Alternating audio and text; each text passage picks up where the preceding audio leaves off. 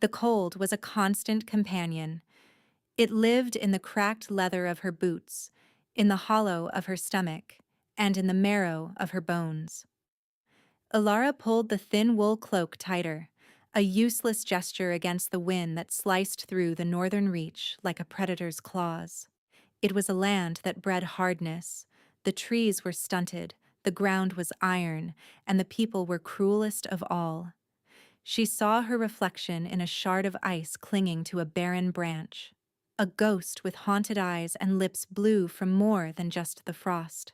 Her gaze dropped to her right hand, hidden deep within her sleeve. Even covered, she could feel the phantom itch of the brand, a swirling, ugly scar that marked her as a criminal. Fire caller. The words had been spat at her during the mockery of a trial. A lie forged by Lord Vorlag to ruin her family and seize their small plot of land. They said she had conjured flame to burn the winter stores. They hadn't needed proof. Her terror had been proof enough. They had burned the mark into her palm with a searing iron, the smell of her own cooking flesh, a memory that woke her from shivering nightmares. Then, they had cast her out.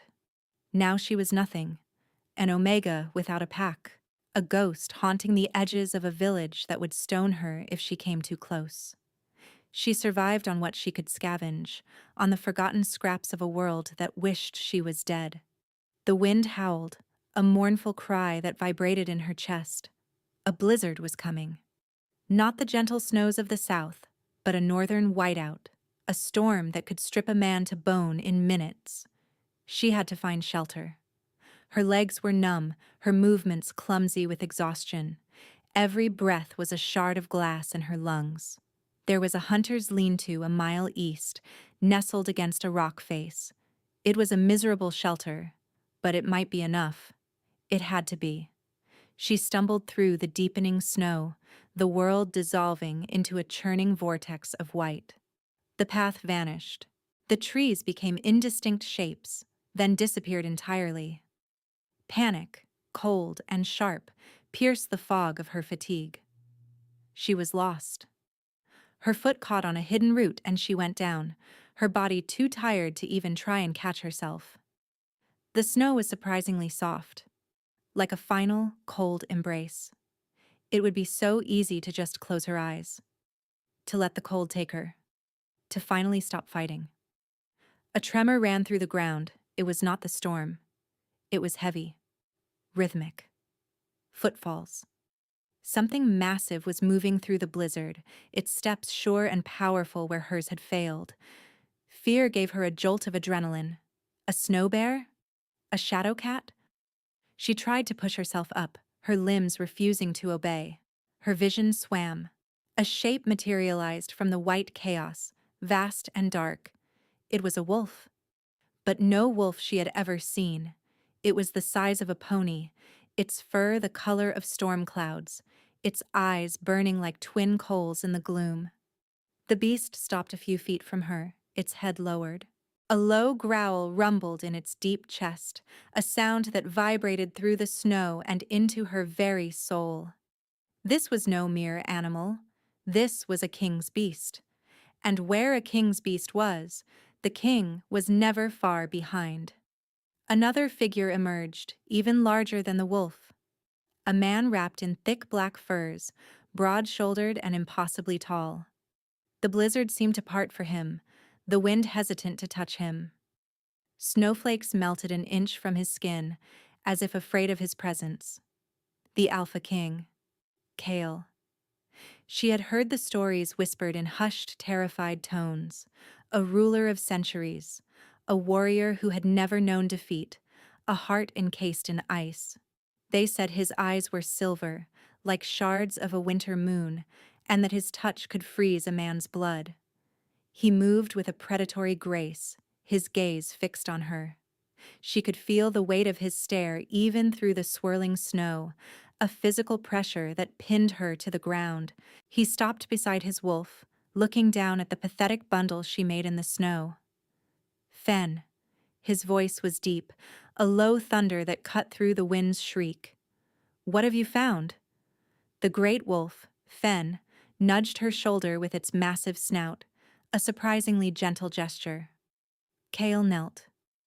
The cold radiating from him was a palpable thing, a force of nature more profound than the storm itself. He reached out, his gloved hand brushing the snow from her face. Even through the leather, the chill was shocking. It felt like being touched by a glacier. His silver eyes scanned her, missing nothing. He saw the rags, the hollows of her cheeks, the stark terror in her expression. His gaze lingered on the sleeve hiding her right hand. He knew. Somehow, he knew. Astray, he murmured, more to himself than to her. His expression was unreadable, a mask of harsh, beautiful lines carved from stone. She expected disgust, contempt. Perhaps he would leave her to the storm, a fitting end for a branded criminal. Instead, his hand moved from her face to her shoulder. He paused. A flicker of something crossed his features. Confusion, or maybe recognition. A barely perceptible frown creased his brow. What was he seeing? What did the most powerful man in the world see in a dying outcast? She flinched when he slid one powerful arm beneath her shoulders and the other under her knees. He lifted her as if she weighed nothing. The world tilted, her head falling against the solid wall of his chest. Through the layers of fur and leather, she could feel no warmth. Just the unyielding strength of him and that profound, unnatural cold.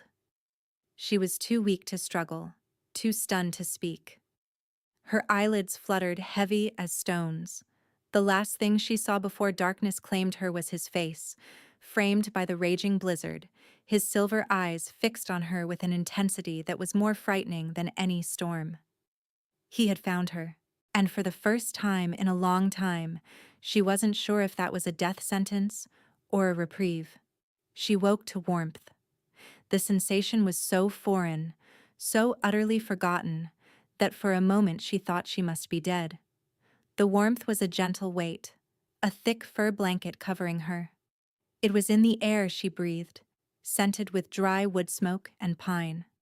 It was a deep, penetrating heat that soaked into her chilled bones, making them ache with the return of life. Alara opened her eyes.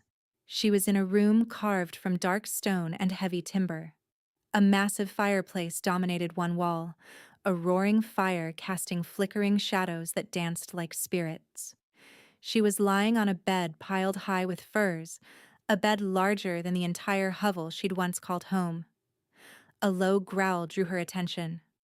The great wolf, Fen, was lying by the fire, its head on its paws, those coal-like eyes watching her. It wasn't a threatening sound. It was a statement of fact. You are awake. I am watching. Then she saw him. The Alpha King stood by a tall, narrow window, his back to her. He had shed his heavy outer furs and was clad in simple black trousers and a tunic that did nothing to hide the sheer power in his frame. He was staring out at the storm, which still raged against the thick glass. The unnatural cold she had felt before was gone, or perhaps it was just part of him, contained within the fortress of his body. The room was warm, but he was the center of its stillness. Her heart hammered against her ribs. She was in the den of the wolf, a prisoner of the Alpha King. He had saved her, yes, but why? Men like him did nothing without reason. She tried to sit up, and a wave of dizziness washed over her. A soft groan escaped her lips. He turned. His movement was fluid, silent. One moment he was at the window. The next he was standing by the bed looking down at her. His face was just as she remembered. Harsh, angular, devastatingly beautiful in the way a winter landscape was beautiful. Merciless.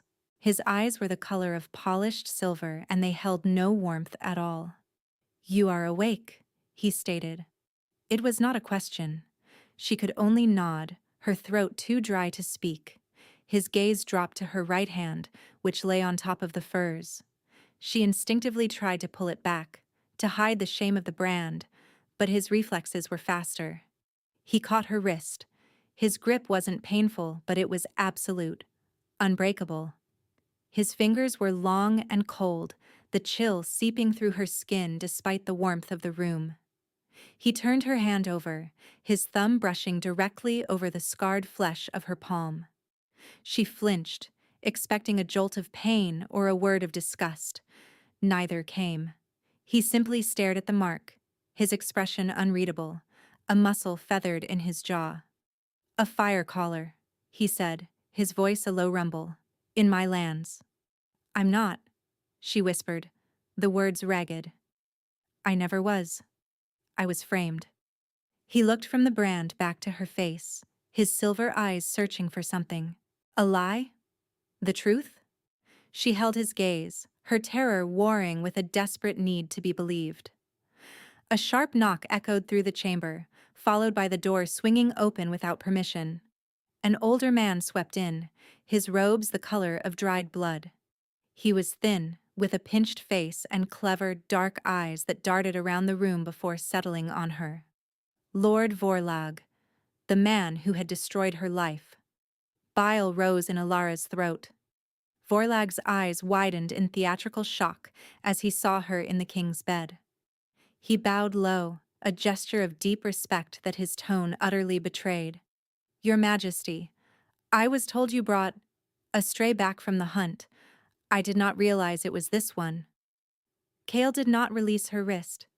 His attention remained on Alara, but she felt his entire posture stiffen. "You know her, Vorlag?"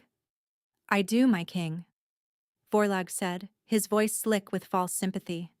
"This is the girl, Alara, the one convicted of fire calling in Oakhaven 2 years ago. It was I who presided over her trial. A tragedy. Such a promising family." He looked at Alara, a cruel smile playing on his lips. "She is a criminal, a dangerous one. By law she should have been executed. It was my mercy that saw her only branded and exiled." His mercy. The lie was so audacious it stole her breath. "She is a threat, Your Majesty," Vorlag pressed, stepping closer. "Allow me to have the guards remove her. We can deal with her properly, away from your sight." Deal with her? He meant to kill her.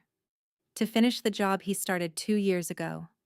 Kale remained silent for a long moment. The only sound was the crackling fire and the frantic beating of Alara's heart. She watched the king's face, searching for any sign, any hint of his decision. His expression was a frozen mask. "No," Kale said. The word was quiet, but it landed in the room with the force of a hammer blow. Vorlag froze, his smug expression faltering. "Your Majesty?" "She stays," Kale said, his voice dropping even lower, becoming something lethal. He finally released Alara's wrist and turned his head just enough to pin his advisor with a glacial stare. "I was addressing my future queen." That was not what he said. What he actually said was, "She stays." But the implication, the raw possessiveness in his tone, hit Alara with the force of a physical blow. The air crackled with tension. Lord Vorlag looked as if the king had struck him. "Majesty, you cannot be serious," Vorlag sputtered, his composure shattering. "She is a branded criminal, an omega of no standing. The law is clear. The pack would never accept—" "The pack will accept whom I command them to accept," Kyle cut him off, his voice like the grinding of tectonic plates. "And you will remember who it is you serve." Vorlag paled, bowing his head in submission, but his eyes, when they flickered toward Alara, were filled with a venomous hatred that made her shiver.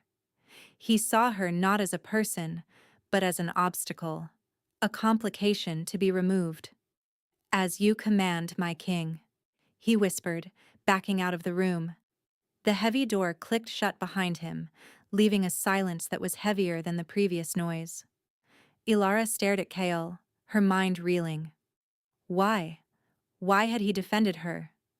Why would the Alpha King, whose single word was law, protect a worthless outcast against his most trusted advisor? He turned back to her, the fury in his posture receding, replaced by that unnerving stillness. "You will be my servant," he declared, his tone leaving no room for argument. "You will be confined to these chambers. You will see no one. You will speak to no one. This is not a home, it is a cage." He paused, his silver eyes boring into hers. "Do you understand?"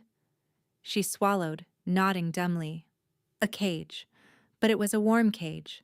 A cage with a fire and a soft bed. A cage where Lord Vorlag could not reach her. Compared to the slow death of the wilderness, it was a palace. Why? The question escaped her before she could stop it. It was a foolish, dangerous question to ask a man like him. His expression tightened. For a fleeting second she saw a flash of something in his eyes. Not anger. Something closer to confusion or frustration, as if he was as baffled by his own actions as she was. "Because your presence," he said slowly, the words seeming to cost him something, "quiets the storm." He gestured vaguely toward the window, but she knew he wasn't talking about the blizzard. He was talking about something inside himself. He did not explain further. He simply turned and walked to a small table where a tray of food had been placed. Bread, cheese, and a steaming bowl of stew. Her stomach clenched with a hunger so fierce it was painful. He brought the tray and set it on the bed beside her. "Eat," he commanded, then retreated to his position by the window, resuming his silent vigil. It was the strangest arrangement. She was his prisoner, his servant, yet he had saved her, defended her, and now was feeding her. He kept his distance, a cold and imposing figure across the room, yet his presence was a shield. As she ate the stew, the first truly hot meal she'd had in years, she watched him. He did not move, did not look at her, but she could feel his awareness. He was conscious of her every breath, every small movement. Days bled into one another, measured by the rising and setting of a sun she could only see through the tall, barred window. The blizzard passed, leaving behind a world draped in pristine, blinding white. Her life fell into a strange rhythm. She was confined to the king's vast chambers, the bedroom, a bathing chamber with running hot water that felt like a miracle, and a sitting room lined with books she couldn't read. Kyle was a creature of habit. He would leave before dawn and return long after dusk. He rarely spoke to her. Some nights he would not come back at all. But every morning a fresh tray of food would be waiting for her. Every evening the fire would be lit. She never saw who did it. It was as if the castle itself were tending to her needs at his silent command. Despite his words, it did not feel like a cage. It felt like a sanctuary. The fear she had initially felt began to soften, replaced by a deep, gnawing curiosity. She watched him when he was there, sitting in a large armchair by the fire, staring into the flames. He seemed to carry a profound loneliness, a stillness that went beyond mere quiet. It was an ancient emptiness, a hollow carved out by centuries of solitude. And he carried the cold. Sometimes, when he was lost in thought, a fine layer of frost would creep across the stone floor around his chair, or crystallize on the window pane nearest him. It was an unconscious manifestation, a physical symptom of the storm he carried inside. One evening he returned later than usual. He was limping slightly, and there was a dark, wet stain on the sleeve of his tunic. He ignored her, moving directly to a cabinet where he retrieved a flask and a roll of bandages. He sat by the fire, his back to her, and pulled off his tunic. Alara's breath caught in her throat. His back was a roadmap of scars, pale white lines crisscrossing the powerful muscles. But there was a fresh wound on his left forearm, a deep, ragged gash that was still weeping blood. A rogue's claw, she guessed. He fumbled with the bandage, his large hands clumsy with the task. He hissed in frustration, the sound sharp in the quiet room. Before she could think, before she could weigh the risk, she was out of bed. She knelt on the floor beside his chair. "Let me," she whispered. He went utterly still, his head turned and his silver eyes fixed on her. The air crackled. She had broken the rules. She had approached him. She had offered to touch him. She expected him to snarl, to push her away. She expected that lethal coldness to descend. Instead, after a long, tense moment, he slowly, hesitantly, extended his arm. Her fingers trembled as she took the flask of cleansing spirit and a clean cloth. She gently took his forearm in her hands. His skin was cool, but not the unnatural ice she had felt before. It was the cool of a stone on a winter morning. Solid. Real. She cleaned the wound with meticulous care, her touch as light as she could make it. He didn't flinch, didn't make a sound, but she could feel the rigid tension in his muscles. He was watching her, his gaze so intense, it felt like a physical touch on the top of her head. As she wrapped the clean bandage around his arm, her fingers brushed against his. A spark. It was not static electricity. It was a jolt of pure warmth, a tiny sunburst that leaped from her skin to his. It shot up her arm, a pleasant, tingling heat. Kyle gasped, snatching his arm back as if he'd been burned. He stared at her, his eyes wide with shock and something else. Pain. He clutched his chest, a strangled cry escaping his lips. He bent double, his face contorted in agony. Where his hand pressed against his tunic, a delicate, spidery pattern of frost bloomed on the black fabric, spreading outwards from his heart. "Your Majesty!" she cried, reaching for him. "Don't touch me," he snarled, the words a guttural agony. He scrambled away from her, his back hitting the stone wall of the fireplace. He was breathing in harsh, ragged gasps, his body trembling. The frost on his chest grew thicker, glittering in the firelight. Terror seized her. What was happening? What had she done? He pushed himself to his feet, swaying. He looked at her, and the raw pain in his eyes struck her like a blow. It was mixed with a dawning, horrifying understanding.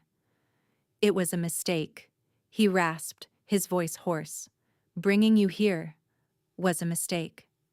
He stumbled from the room, leaving her alone with the crackling fire, the scent of blood and winter, and the terrifying image of frost spreading from his heart. The king's words echoed in the oppressive silence of the chambers. It was a mistake. He didn't return that night, or the next. The food still appeared, the fire was still lit, but the vast rooms felt hollow and cold without his formidable presence. The sanctuary had become a cage once more, but now the bars were made of her own confusion and guilt. What had she done to him? That spark, that warmth she had felt. For him, it had been agony. It had summoned that terrifying frost, a living ice that seemed to crawl from within him. On the third day, the door opened. It was not Kale. It was Lord Vorlag. He swept into the room, his dark robes whispering over the stone floor. He gave a cursory glance around, his lips twisting into a smirk. Fen was not there. She was truly alone with him. "The king is unwell," Vorlag announced, his tone dripping with false concern. "A sudden affliction. The healers are baffled." He walked toward her, circling her as a predator would circle prey. "But I am not baffled. I know what this is. And so, I think, do you?" Alara backed away until her legs hit the edge of the bed. "I don't know what you're talking about. Don't you?" He stopped in front of her, his eyes glittering with malice. "You felt it, didn't you? The little spark between you. A flicker of connection, a hint of a bond." Her silence was her answer. Vorlag laughed, a dry, rasping sound. "Oh, you poor, foolish girl. You think you are his salvation? You are his doom." He leaned closer, his voice dropping to a conspiratorial whisper. "The royal bloodline is cursed, girl. It has been for 1,000 years. It is the price of their immense power. They are strong, they are long-lived, They are kings among wolves, but they cannot love. The words hung in the air, cold and heavy. Love? She whispered, confused. What does that have to do with anything? Everything, Vorlog hissed. For them, true emotional connection, the bond a mate feels, the warmth of real affection, is a poison. It doesn't warm them. It freezes them. From the inside out. A slow, agonizing death by ice, until their heart is nothing but a shard of frozen stone. The image of the frost blooming on Kale's chest flashed in her mind. The agony in his eyes. It all made a terrible, horrifying kind of sense. He has survived for centuries by keeping his heart a fortress of ice, Vorlog continued, his voice laced with cruel satisfaction. He has taken consorts, sired heirs, but never allowed a single drop of warmth to touch him. Until you. He pointed a bony finger at her. You, with your defiance, and your strange hidden heat. You are getting past his walls. That spark you felt was the curse activating, the poison taking hold. Every moment you are near him, every kind gesture, every flicker of the bond between you, it is killing him. The floor seemed to drop out from under her. Guilt, suffocating and absolute, crushed the air from her lungs. She had done this. Her presence, the strange connection she felt to this cold, lonely king, was a death sentence. You are killing your king, Vorlog said softly, savoring each word. Tears welled in her eyes, hot and shameful. No. Yes, he insisted. But, he added, his expression shifting to one of magnanimity, I am a merciful man. I see the torment in your eyes. You do not wish this. So I will offer you a choice. He stepped back, gesturing to the door. Leave. Flee this fortress tonight. I will ensure the gate is unguarded. Run far away, where the bond between you will wither and die. If you are gone, the curse will recede. It will not be cured, but it will go dormant again. You can save him, Alara. He was offering her an escape, a chance to undo the damage she had caused, a chance to save the life of the man who, for reasons she couldn't fathom, had saved hers. If I stay? She asked, her voice trembling. Vorlog's face hardened. If you stay, you will watch him die. You will watch as he turns to a statue of ice before your very eyes, and when he is gone, I will be regent, and my first act will be to see you burned at the stake for the regicide and witchcraft you have so clearly committed. The choice was no choice at all. Save Kale and run, or stay and be his executioner. I will go, she whispered, the words tasting like ash. Vorlog smiled, a triumphant predatory gleam in his eyes. Wise girl, a carriage with supplies will be waiting by the western postern gate at midnight. Do not fail. He turned and swept out of the room, leaving her to drown in her guilt. She looked around the chambers that had been her sanctuary. Every comfort, every warmth, was a testament to the king she was now forced to abandon. The king she was slowly killing. The decision was agony, but it was clear. She had to leave. For his sake. As midnight approached, Alara dressed in the simple woolens she had arrived in. They felt thin and useless after the warmth of the furs. She packed nothing. She had nothing to take. Her hand rested on the door. Every instinct screamed at her to stay, to find another way, to talk to Kyle. But Vorlog's words echoed in her mind. You are killing him. She slipped out of the silent chambers. The castle hallways were dark and empty, just as Vorlog had promised.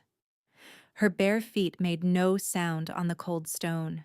The fortress was a sleeping giant, and she was a ghost fleeing its heart. She found the western postern gate easily. It was slightly ajar, a sliver of moonlit snow visible beyond it. Freedom. A cold, lonely freedom that felt more like a death sentence than the king's cage ever had. She took a deep breath and pushed the heavy door open. A massive, dark shape blocked her path. Fen. The great wolf stood in the doorway, silent as the grave. His burning eyes were fixed on her, not with anger, but with a deep, questioning sorrow. A low whine rumbled in his chest. He took a step forward, nudging her hand with his nose, pushing her gently back inside. "No, Fen," she whispered, her voice breaking. "I have to go. You don't understand." He whined again and blocked the door more firmly, refusing to budge. The king's beast was disobeying a direct command for the first time. Or what he perceived as the king's will, funneled through Vorlag. And she was the reason. He would not let her leave. "You would run from me?" The voice came from the darkness behind her. It was low, rough with pain, and colder than any winter wind. Kale. She spun around. He stood at the end of the corridor, cloaked in shadows. He looked gaunt, his face pale and drawn in the dim light. But his eyes burned with a furious, wounded fire. She started, her excuses dying in her throat. How could she explain? "I'm leaving to save you from myself." He would never believe it. He strode toward her, each step an indictment. "I gave you sanctuary. I protected you. And you repay me by crawling out like a thief in the night?" "You don't understand," she pleaded, backing away until she was pressed against the unmoving wall of Fen's body. "Then make me understand," he roared, the sound echoing in the stone passage. He was in front of her now, towering over her, his rage a palpable force. "Why?" Before she could answer, other footsteps hurried down the hall. Lord Vorlag appeared, his face a mask of surprise that quickly curdled into fury when he saw Kale.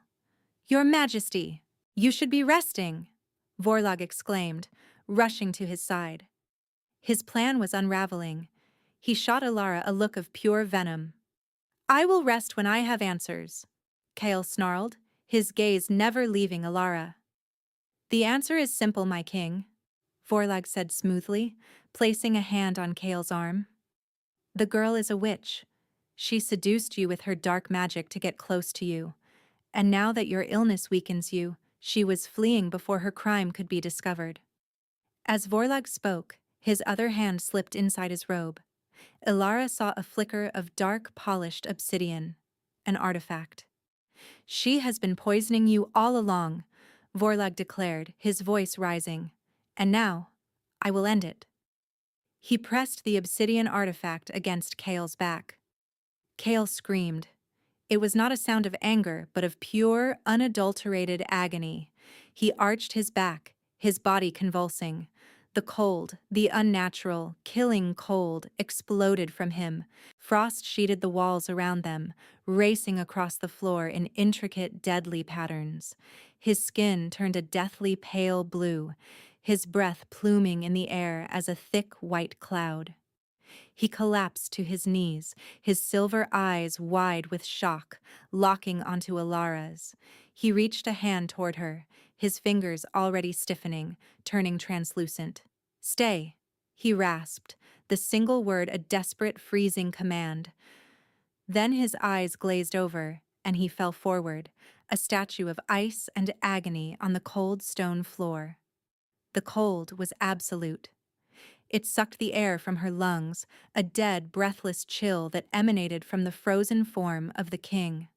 Fen howled, a long, mournful cry of despair that clawed at the sudden silence. "A pity," Lord Vorlag said, his voice calm in the frozen air. He kicked Kyle's unmoving body with the toe of his boot. There was no response. The king was a statue. He was a powerful alpha, but sentimental, a fatal flaw. Vorlag turned his triumphant gaze on Alara. "You see, your love did this. A fitting end." He held up the obsidian artifact. It pulsed with a faint dark light. This little trinket merely amplified what was already there. It focused the curse, brought it to its beautiful final conclusion. Guards, Vorlag's men, appeared at the end of the hall, their spears leveled. They were his co-conspirators. This had been his plan all along. It was I who framed you, of course, he continued, gloating in his victory. Your family had a dormant bloodline, traces of the old magic, fire magic, a potential threat to my own ambitions. When I saw the king's interest in you, I knew I had to accelerate my plans. You were the perfect catalyst and the perfect scapegoat. His words were a distant buzzing in her ears. All she could see was Cale, frozen, silent, gone.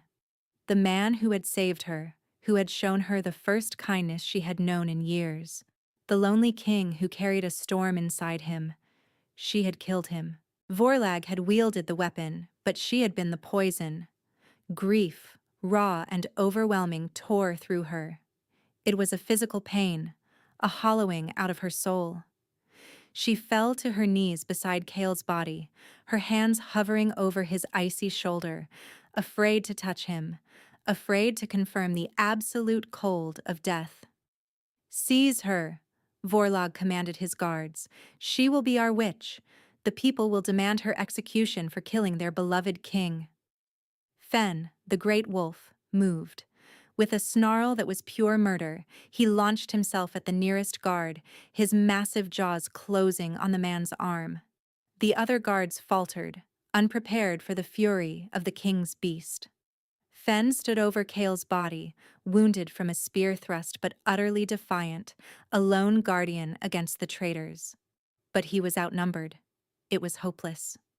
Ilara looked at Cale's face, serene and terrible in its icy stillness. The desperate command he had given her, stay, echoed in her soul. He had not wanted her to run. Even as the curse took him, he had wanted her with him. The grief inside her did not lessen. It began to burn. It was not fair. The thought was a single hot coal in the frozen landscape of her despair. It was not fair that this good, lonely man was cursed to die for a moment of warmth. It was not fair that this treacherous snake, Vorlag, should win. It was not fair that the world took and took and took until there was nothing left but ice and sorrow. The grief transmuted. It became rage, a white-hot, purifying fury that burned away the guilt and the fear. She would not accept this. "Foolish girl," Vorlag sneered, seeing the change in her expression. "There is nothing you can do. He is gone." "No," she whispered. She placed her hands on Cale's chest. The cold was shocking, a deep, penetrating frost that felt like it was freezing her own blood. It was the cold of the void, the absence of all life and heat. She closed her eyes. She didn't think about magic. She didn't think about the brand on her palm. She thought of him. She thought of his silver eyes, the hidden loneliness in them. She thought of the way he had defended her. She thought of the warmth of the fire in his chambers, the safety she had felt. She poured all of her grief, all of her rage, all of her desperate, burgeoning love for this impossible man into her touch. She did not ask for warmth. She demanded it. She willed the ice to melt. She willed life back into him. The brand on her hand blazed. It was not a sensation. It was an eruption. A torrent of pure liquid fire burst from her palms. It was not a destructive flame. It was the bright, clean heat of a star being born. It was the essence of life itself. The light was so brilliant it bleached the corridor of all color, a blinding white gold that threw the shadows into stark relief. The fire did not burn Cale's frozen skin. It sank into him. The ice did not just melt, it shattered. It sublimated into steam, hissing and screaming as it was annihilated by the raw power of her magic. The frost on the walls vanished. The deathly chill in the air was replaced by a wave of life-giving heat. The brand on her palm, the source of her shame, flared with an unbearable intensity, and then it was gone.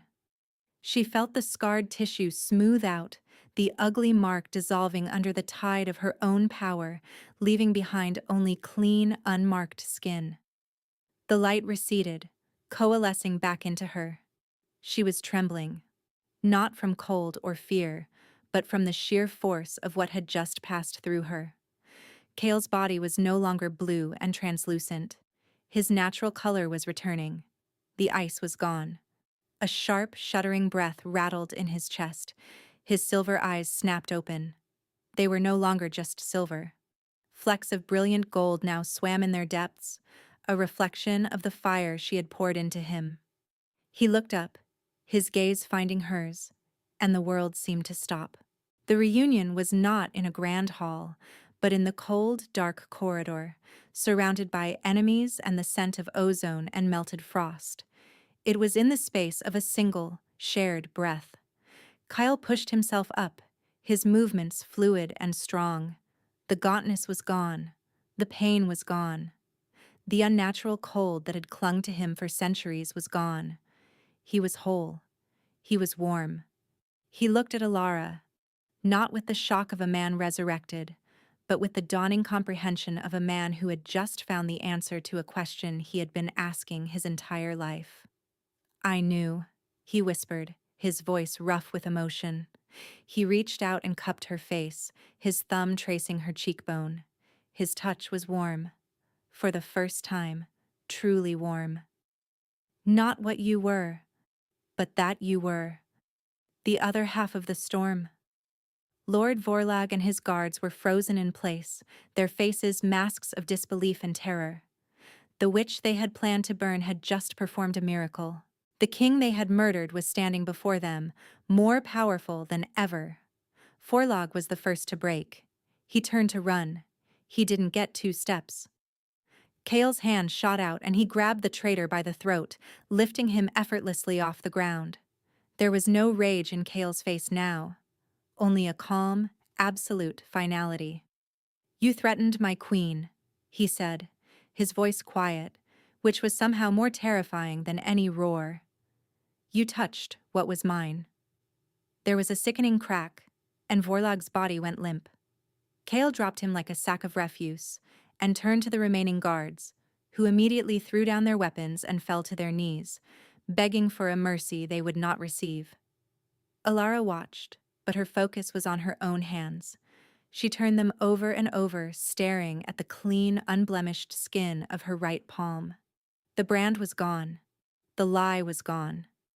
But the power that had answered her call was thrumming just beneath her skin, a warm, living river. She was not a fire caller. She was fire. When the traitor guards had been dealt with, Kale came back to her. The corridor was silent again, save for Fenn's happy whimpers as he nudged his master's hand. Kale stopped in front of her, his tall frame blocking out the rest of the world. He looked down at her, his expression soft, vulnerable, full of 1,000 emotions he had never before been able to feel. "You're trembling," he said softly. She began, looking from her hands to his face. "I don't know what happened. I don't know what I am." The self-doubt, that old familiar companion, tried to whisper its poison into her ear. He silenced it by pulling her into his arms. He held her tightly, burying his face in her hair. His arms were a circle of strength and warmth around her. She could feel the steady, strong beat of his heart against her cheek. A heart that was no longer turning to ice. "You are the woman who saved me," he murmured into her hair, his voice thick. "You didn't kill me, Alara. You set me free." She melted against him, a sob of relief and exhaustion shaking her frame. She was not a curse. She was the cure. All her life, she had been told she was worthless, a criminal, a mistake. But this man, this king, saw her as his salvation. He pulled back just enough to look at her, his hands framing her face. His silver gold eyes were shining. "I'm saying that I love you," he said, the words raw and new and utterly real. "And for the first time in 1,000 years it feels like breathing." She looked up at him, at this impossible king who had seen her at her lowest and had just witnessed her at her most powerful. The last vestiges of her self-doubt crumbled into dust. She was not worthless. She was worthy of him. She was his equal. "Then come and take me," she whispered, her voice firm and clear. He smiled, a true smile that transformed his harsh features into something breathtakingly beautiful. It was like watching the sun rise after a lifetime of winter. "You are mine," he said, not as a command, but as a statement of sacred truth. And he lowered his head and kissed her, sealing the promise not with ice and duty, but with warmth and fire. 3 months later, the northern reach was experiencing the mildest winter in living memory. The snows were soft, the winds were gentle, and for the first time in centuries, the sun seemed to hold real warmth.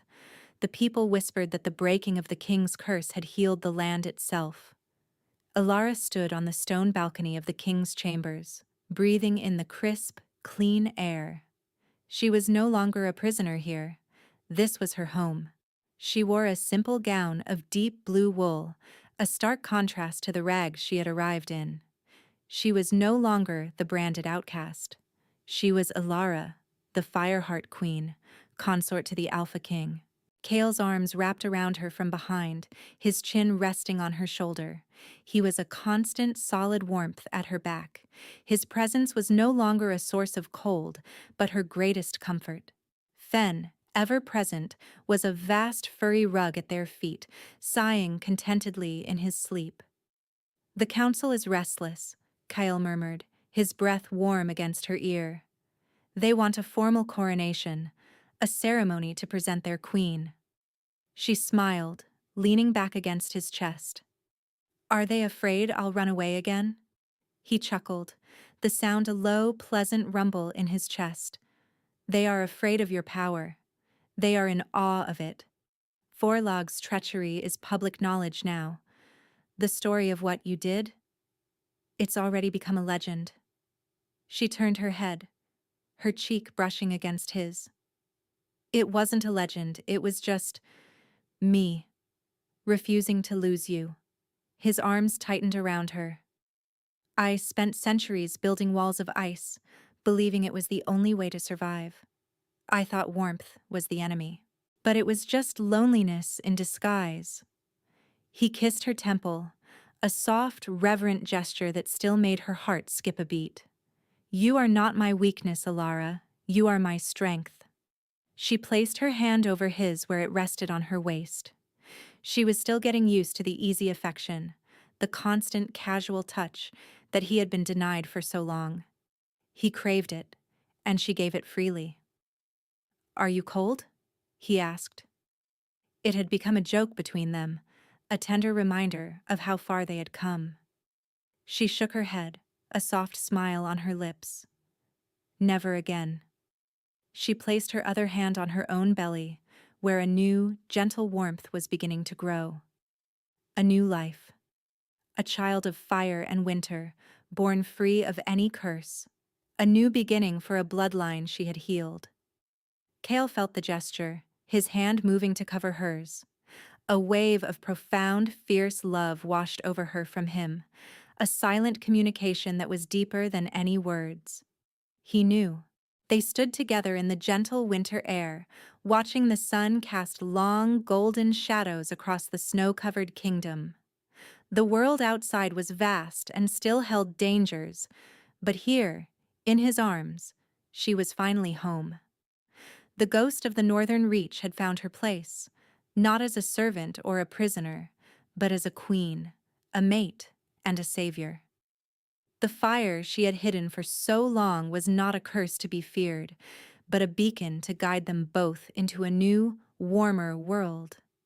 And as the first stars began to appear in the twilight sky, she knew with an unshakable certainty that their story was just beginning.